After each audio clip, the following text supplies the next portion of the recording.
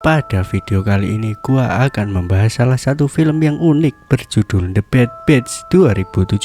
Film dibuka dengan seorang wanita yang ditandai dengan sebuah kode berseri BB5040. Tidak lain tidak bukan wanita bernama Arlene. Ini sudah resmi menjadi tahanan ke 5040 di salah satu penjara berjuluk Bad Batch, yang dimana penjara tersebut mempunyai sistem dengan konsep terbuka di wilayah gurun. Ya, selamat datang buat Arlene di salah satu penjara paling kejam yang sengaja membiarkan para tahanannya bertahan hidup dengan cara masing-masing. Bahkan wilayah ini sama sekali tidak terjangkau satupun aturan serta hukum yang berlaku di Amerika. Lalu Arlene tidak sengaja melihat sebuah mobil yang terparkir dengan kondisi kerusakan yang cukup parah. Mirisnya, mobil itu sama sekali tidak bisa diandalkan dan Arlene hanya sibuk berdandan di dalam mobil tersebut. Sampai suatu ketika Arlene pun baru sadar kalau ada sebuah kendaraan yang sedang menuju ke mobil itu. Saat itu jugalah ia langsung berlari sekencang mungkin dari kejaran orang misterius itu. Tapi sialnya, Arlene malah tertangkap dengan begitu mudah oleh begal tersebut. Saat tersadar ia sudah berada dalam posisi dirantai serta ditempatkan ke sebuah base camp di wilayah itu. Tidak lama setelahnya datanglah seorang perempuan yang langsung menyuntik tangan Arlene, dan bahkan wanita itu juga memotong tangannya secara cuma-cuma. Hebatnya tidak cukup di tangan saja, salah satu kaki Arlene juga dipotong paksa, yang dimana hal itu tentu membuatnya syok dalam sekejap. Sambil membawa satu potong kaki dan satu potong tangannya, wanita itu pun bersiap untuk memasaknya sebagai makan malam. Ya, sudah jelas Arlene baru saja diculik oleh komplotan tahanan di wilayah ini, seperti psikopat lah, yang dimana mereka bisa bertahan hidup dengan cara memakan daging tahanan lainnya yang baru masuk. Di malam itu juga Arlene yang sudah tidak bisa kemana-mana pun sengaja buang air besar sebanyak-banyaknya serta memoles seluruh kotoran yang sudah ia keluarkan ke seluruh tubuhnya. Dan benar saja cara ini cukup berhasil membuat si wanita tua itu merasa jijik, sampai-sampai ia pun bergegas untuk memandikan Arlene. Pada kesempatan itulah Arlene pun diam-diam mengambil sebuah linggis yang tentunya akan ia siapkan untuk menyerang wanita itu. Tidak berselang lama Arlene berhasil melumpuhkannya dalam sekejap, dan hal tersebut juga disadari oleh korban lainnya yang sedang dirantai. Dari sini Arlene pun mengesot secepat mungkin sambil sembunyi-sembunyi dari pandangan siapapun. Sengesot demi ngesot pasir di base camp itu berhasil ia lalui, dan Arlene pun yang udah kewalahan malah tidak sengaja melihat papan skateboard yang lagi nganggur. Jelas papan skateboard tersebut langsung ia gunakan membantunya bergerak serta kabur dari base camp itu. Entah apa yang akan ia hadapi ke depannya, tapi yang jelas Arlene pun sudah dehidrasi parah akibat terkena paparan sinar matahari. Beruntung tidak lama setelahnya datanglah seseorang yang sedang mendorong sebuah keranjang, dan orang tersebut pun langsung membawa Arlene di atas keranjangnya menempuh jarak berpuluh-puluh kilometer. Tentu bukanlah hal mudah bagi seorang tersebut yang ternyata ia sengaja membawa Arlene ke sebuah tempat yang sudah dimaksud oleh kertas brosur tadi, yaitu tempat spesial bernama The Comfort. Secara cepat Arlene pun disambut oleh para penjaga pintu masuk dari tempat tersebut, sedangkan pria misterius yang menolongnya malah langsung pergi begitu saja. 5 bulan kemudian Arlene tadinya berantakan kini sudah terlihat jauh lebih baik karena ia mulai memiliki penghasilan dari upaya membantu warga The Comfort yang sedang sibuk berdagang. Ya, bisa dibilang The Comfort ini adalah pemukiman bagi para tahanan yang tetap ingin merasa hidup walaupun mereka sedang ditahan karena berbagai kasus. Sedangkan di sisi lain, scene berpindah lagi ke salah satu pria berbadan kekar yang benar-benar terlihat sangar serta menyeramkan. Usut punya usut, ternyata pria ini adalah pemimpin dari sebuah base camp kanibal yang sempat menyekam Arlene. Tapi ya, meskipun wajahnya sangar, pria berjuluk Miami Man ini sangatlah sayang ke anaknya, dan bahkan ia juga ahli dalam melukis. Saking sayangnya ia rela turun tangan ke bagian dapur hanya untuk memasak salah satu korban tiap malamnya. Pokoknya di base camp yang satu ini para tahanan baru sudah serasa hewan ternak, yang dimana daging mereka selalu dijadikan santapan bergizi. Singkat cerita, hari pun sudah berganti lagi dan Arlene sudah bisa membeli penopang kaki khusus dan juga sebuah pistol yang memang tersedia di komplek The Comfort. Berbekal pistol yang sudah ia ia beli itulah Arlene pun memutuskan untuk berlatih menembak pada saat itu juga. Pada kondisi yang berbeda, anak dari Miami Man lagi bersiap-siap untuk pergi bersama salah satu pengurus ke sebuah tempat pembuangan sampah. Entah apa yang akan mereka lakukan, tapi yang jelas tempat pembuangan itu cukup dekat dengan The Convert. Sampai-sampai Arlene juga menyadari sebuah kendaraan yang sempat digunakan ketika ia dibegal. Tanpa rasa keraguan sama sekali, Arlene berjalan ke tempat pembuangan itu dan ia mendapati salah satu anak buah di basecamp kanibal serta seekor anak kecil. Anak kecilnya sih memang tidak diapa-apain sama Arlene, tapi si pengurus langsung ia eksekusi dan ia anggap kematian wanita itu sebagai hasil dari latihan menembak. Belum lama berselang dari penembakan tersebut, si pria penolong pun menyadari kalau Arlene sedang membawa seorang anak kecil menuju The Comfort, yang dimana baru juga tiba di The Comfort, Arlene pun langsung sadar kalau anak tersebut ingin memiliki seekor kelinci dan ia langsung membelikannya. Memang sih Arlene berperilaku baik ke anak itu sampai sekarang ini, tapi ia tidak sadar kalau bapaknya sudah nungguin dari tadi. Dengan kata lain, si Miami Man juga mulai curiga sambil berpikir was-was kalau ada sesuatu yang terjadi. Maka dari itulah ia memutuskan untuk menuju ke tempat pembuangan saat itu juga, tak peduli seberapa jauh jaraknya. Apalagi ketika ia sampai, ia hanya melihat anak buahnya yang sudah meninggoy serta tidak ada keberadaan anaknya di kendaraan tersebut. Dari situ ia langsung bertanya kepada si pria penolong yang ternyata merupakan seorang pemulung. Pria itu pun sadar kalau si Miami Man sedang mencari dari keberadaan anaknya. Tapi sebelum itu ia juga sadar kalau Miami Man sangat ahli dalam menggambar. Alhasil ia pun langsung menyuruh pria berbadan kekar itu untuk menggambarnya di tempat, dan si Miami Man menyanggupinya dalam beberapa menit saja. Barulah dari hasil gambarnya ia pun tahu kalau anaknya itu sudah dibawa ke The Comfort.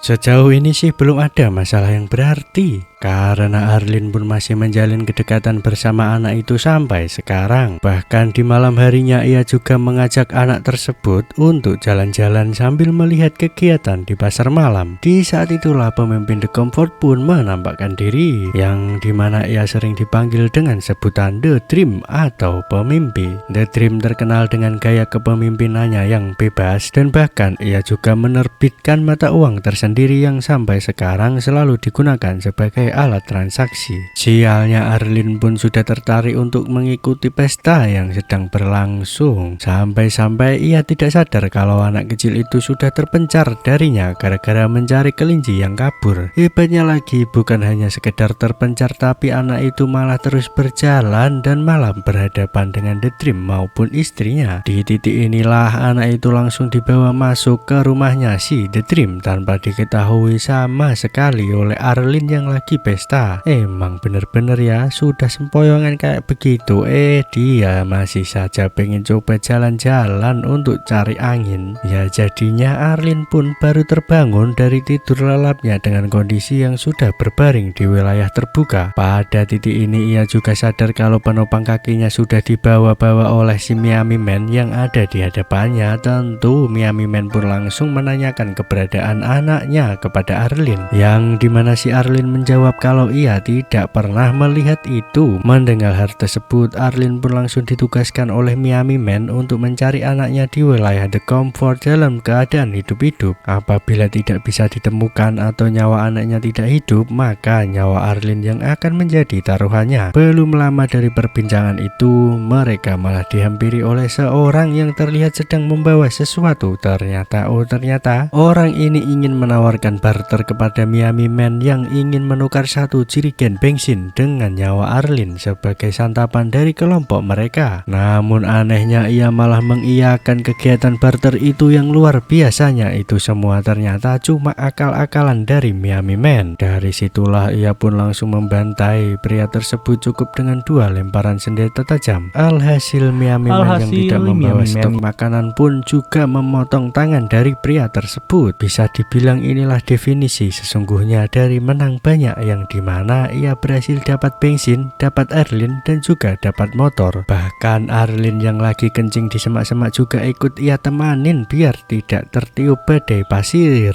Ketika malam harinya mereka sengaja beristirahat di tengah-tengah gurun sambil memanggang tangan dari pria tadi. Jelas latar belakangnya Miami pun membuat Arlene bertanya-tanya, yang dimana ia kepo dengan alasan pria tersebut bisa masuk penjara itu. Tidak tahunya ia dipenjara karena sudah menjadi imigran gelap dari Kuba ke Amerika sejak umur 13 tahun. Dari situlah Arlene menyuruh Miami Man untuk memperlihatkan kode di lehernya, yang ternyata Arlene malah memanfaatkan momen itu untuk mengambil pisaunya. Tapi ia tetap saja namanya juga orang bermental baja, bukannya merasa takut, tapi ia malah menempelkan pisau tersebut ke perutnya. Tiba-tiba ada peluru yang menembus ke tubuhnya, dan lebih tepatnya peluru tersebut berasal dari salah satu tahanan yang berhasil kabur dari base campnya Miami Man. Seketika itu juga ia pun langsung mengambil motornya dan membawa Arlene untuk pergi ke The Comfort. Usut punya usut, ternyata tahanan yang membawa Arlene itu adalah tahanan ke 5884, yang berarti dalam beberapa hari saja sudah bertambah 800-an orang. Dari sini Arlene mulai berpikir bagaimana caranya bisa hidup bebas jika tahanan yang masuk ke The Comfort saja harus bertambah banyak tiap harinya. Sedangkan di kondisi lain, si pria penolong tidak sengaja melihat Miami Man yang sedang terkapar, dan ia pun lagi-lagi berniat menolong seseorang. Dimulai dari memburu seekor burung gagak untuk dijadikan makanan sampai mengobati si Miami Man secara bertahap. Pria itu benar-benar menjadi penyelamat bagi Arlene maupun Miami Man sampai sekarang ini. Lalu tibalah di suatu momen yang dimana anak tersebut yang sedang bepergian dengan istrinya The Dream, yang bisa dibilang anak itu sudah dianggap anaknya sendiri dan selalu dimanjakan dengan fasilitas mewah di rumahnya The Dream. Pada lain situasi, Miami Man pun udah siap untuk berpetualang tanpa bantuan dari pria penolong, tapi yang jelas ia tidak akan pernah melupakan jasa dari pria tersebut. Sampai-sampai ia pun langsung respect terhadapnya. Di saat hari menjelang malam, Arlene memutuskan untuk berkunjung ke rumahnya The Dream yang sudah dijaga ketat oleh para wanita. Luar biasanya ternyata The Dream memiliki istri dalam jumlah besar, yang dimana semuanya sedang berada dalam masa mengandung. Tapi hal itu justru tidak membuat si The Dream untuk berhenti begitu saja, dikarenakan Arlene pun malah tertarik untuk jadi istrinya juga. Tidak perlu berlama-lama, ia langsung menyuruh salah satu istrinya untuk menyiapkan kamar spesial bagi Arlene sendiri. Hanya saja Arlene tidak benar-benar ingin menjadi istrinya The Dream pada saat itu, melainkan ia sengaja untuk menjalankan sebuah rencana yang tidak disangka-sangka, yaitu menyandra istri terbarunya The Dream sebagai cara ampuh untuk mendapatkan anaknya Miami Man. Dari sini misi sudah jelas, si The Dream juga memanfaatkan istri-istrinya sebagai bodyguard bersenjata,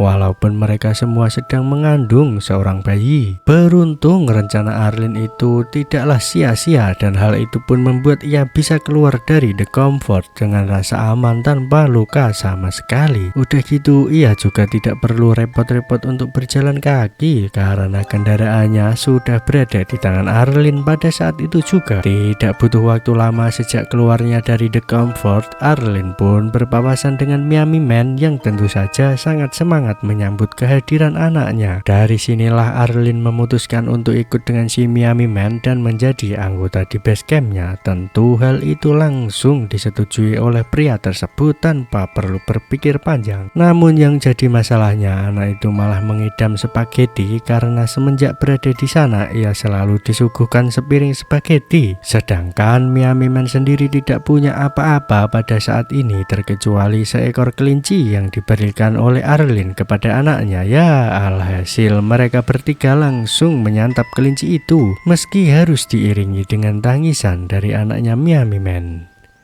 Dan film pun tamat. Ending yang sangat mememikan.